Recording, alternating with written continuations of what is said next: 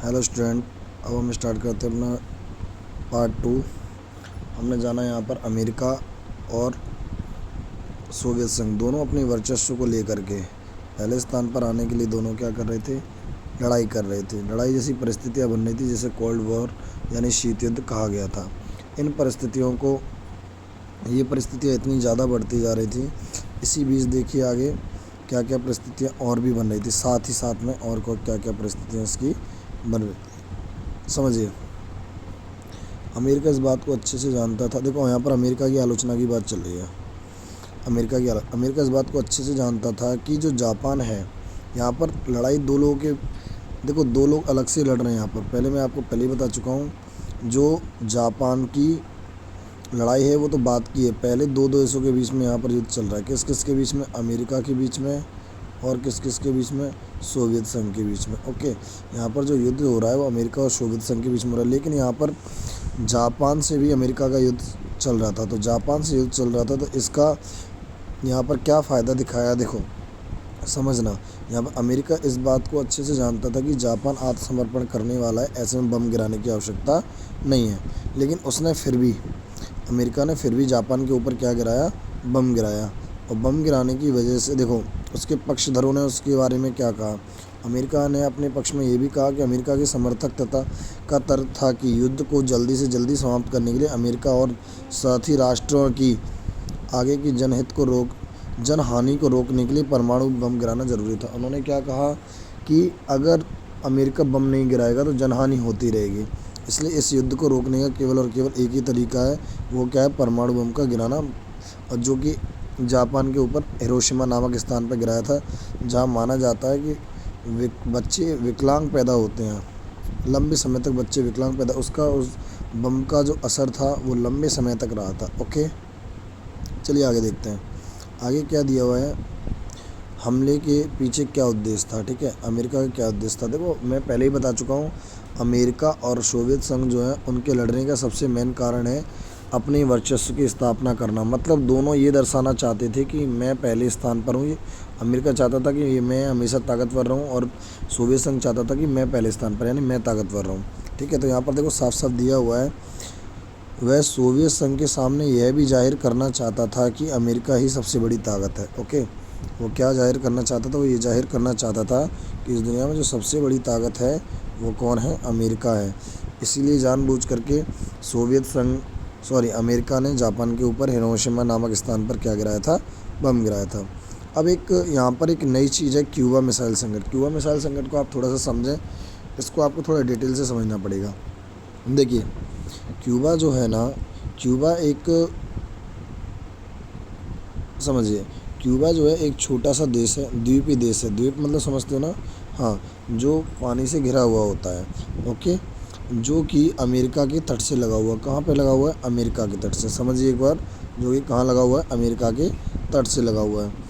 यह नज़दीक तो अमेरिका के हैं, लेकिन क्यूबा का जो जुड़ाव है, मतलब एक कह सकते हो इमोशनली जो अटैच है वो, या कह सकते हो उसके जो अच्छे संबंध है वो किससे थे?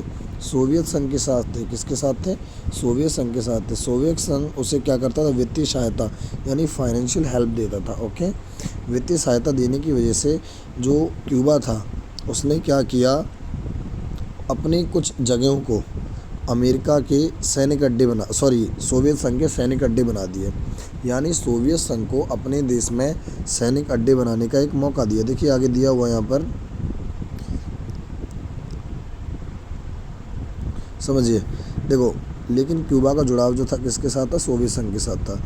सोवियत संघ के एक नेता थे, सोवियत संघ के नेता जिनका नाम था निकिता क्रुश्चेव ने क्यूबा को रूस के सैनिक अड्डे, यानी रशिया ने अपना सैनिक अड्डा कहाँ पर बनाया? क्यूबा में बनाया। कहाँ पे बनाया? क्यूबा में। ओके, मतलब देश किसी दूसरे का और सैनिक अड्डा किसी दूसरे का, ओके, बनाने का फैसला किया। 1962 से में उन्होंने क्यूबा को क्या कर लिया? रूस का सैनिक अड्डा में बदल दिया। यानी रूस का सैनिक अड्डा जो है क्यूबा में स्थापित कर दिया। ओके, अब इसका फ़ायदा क्या हुआ? इसका फ़ायदा ये हुआ कि जिस अड्डे पर उन्होंने, जहाँ पर उन्होंने अपना सैनिक अड्डा बनाया था, वहाँ से अमेरिका, अगर वहाँ से मिसाइल छोड़ी जाए तो अमेरिका के कई क्षेत्रों पर हमला हो सकता है। मतलब लगभग आधे से ज़्यादा अमेरिका पर हमला करने में क्या होगी, आसानी होगी। इस वजह से क्यूबा को क्या बनाया, अपना अड्डा बनाया। किसने बनाया, रूस ने। ओके, आगे देखिए। 1962 में क्रुश्चेव ने क्यूबा में परमाणु मिसाइल तैनात की। इन हथियारों की तैनाती से पहली बार अमेरिका जो है नज़दीकी निशाने पर आ गया। देखो, मैंने अभी भी आपको जैसे बताया, अब क्या है, रशिया से अगर मिसाइल अटैक करते तो प्रॉब्लम होती, क्यूबा से अटैक कर रहे क्योंकि क्यूबा क्या है, अमेरिका के बगल से है। अगर वहाँ से मिसाइल अटैक किया जाएगा तो किसको फ़ायदा होगा, रशिया को फ़ायदा होगा, यानी अमेरिका के ऊपर, अमेरिका के ज़्यादा से ज़्यादा क्षेत्रों पर अटैक किया है। देखो ये दिया हुआ है। इन हथियारों की तैनाती से पहली बार अमेरिका जो है नज़दीकी तरीके से निशाने में आ गया, यानी उस रडार में आ गया जहाँ अगर उसके ऊपर अटैक किया जाए तो अमेरिका को ज़्यादा से ज़्यादा नुकसान हो।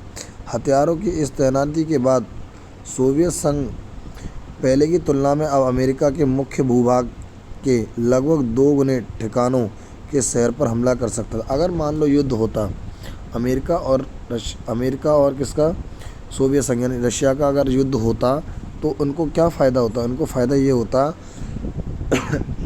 उनको ये फ़ायदा होता कि पहले से ज़्यादा, अगर पहले अटैक करते उससे 2 गुने ज़्यादा ठिकानों पर अटैक, यानी ज़्यादा एरिया कवर करते अगर अटैक करते तो। ओके, आगे क्या दिया हुआ है।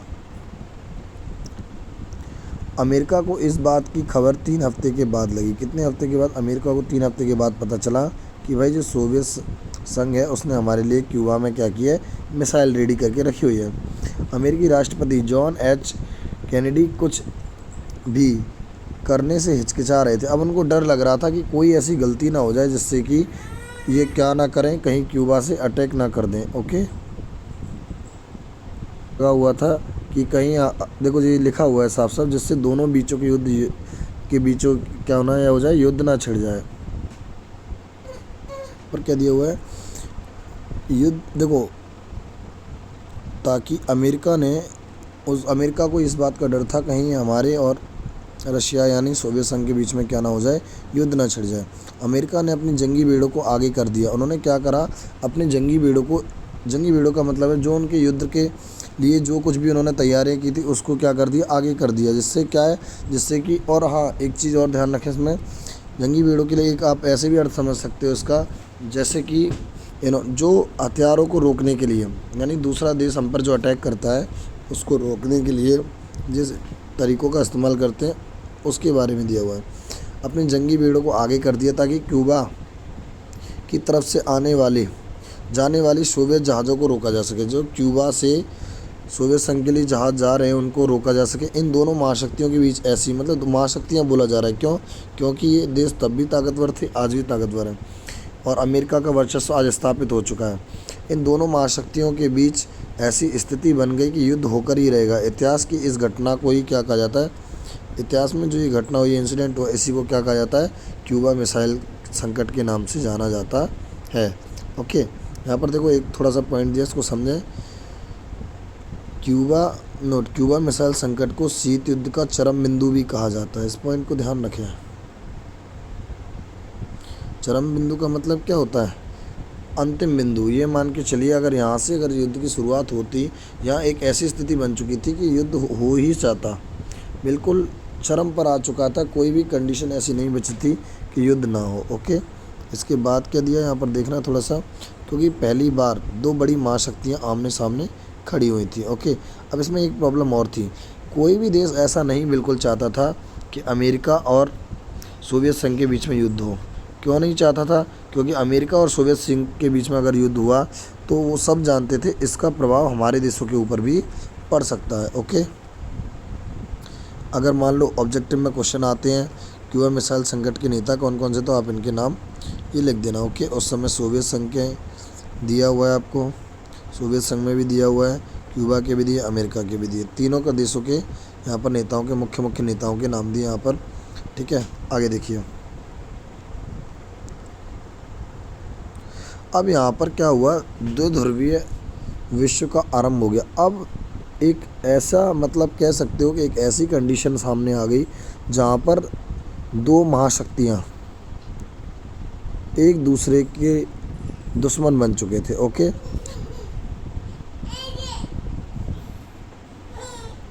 अब दोनों देशों ने क्या किया भाई, दोनों के दोनों देश लग गए किस काम में, अपनी ताकत को बढ़ाने के लिए।